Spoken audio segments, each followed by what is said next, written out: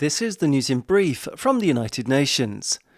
Ongoing conflict and violence across Yemen continue to impact heavily on the country's people, who desperately need the fighting to end so that they can rebuild their lives, the UN's senior humanitarian official in the country said on Monday. David Gresley, UN resident and humanitarian coordinator in Yemen, said he was particularly concerned about the recent escalation of fighting in oil-rich Marib in the north of the country. This has caused additional displacement in an area where more than 1 million people have already been forced to flee, he said, pointing out that access is impossible to enclaves where fighting is continuing. Across Yemen, which has been at war since 2015, various risks are making a return to normal life impossible, Mr. Gresley said. I see the destruction of schools, of factories, of roads and bridges. I've seen the destruction of power systems. So what made Yemen work 7 years ago in many cases no longer exists. Mr. Gresley was speaking in Geneva after a weekend that saw a car bomb at Aden airport reportedly leave 25 people dead and 110 injured. He said that although the international response to a $3.6 billion appeal for funding in March had raised nearly $2.1 billion to date, new pledges were needed urgently to support the country and its people. The deadly Ebola virus has returned to northeastern Democratic Republic of the Congo, where a 3-year-old boy has died after a small cluster of unexplained deaths in North Kivu province.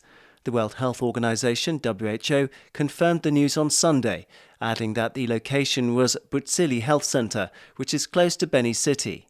Ebola is endemic in DR Congo, where an earlier outbreak in North Kivu province was declared over in May. Blood samples of the young victim were confirmed as Ebola by the National Institute of Biomedical Research Laboratory in Beni last Friday. The toddler was a neighbour of 2 children and their father who died last month after developing symptoms consistent with Ebola. Beni City, which is near to the latest outbreak, was one of the epicenters of the 2018 to 2020 Ebola outbreak, where there were 736 probable and confirmed cases, and it's about 50 kilometres from Butembo City, which saw a new Ebola outbreak earlier this year. In a potentially historic ruling on the harmful effects of climate change on children's rights, the UN Child Rights Committee said on Monday that countries can be held responsible for carbon emissions that impact youngsters within and outside their borders.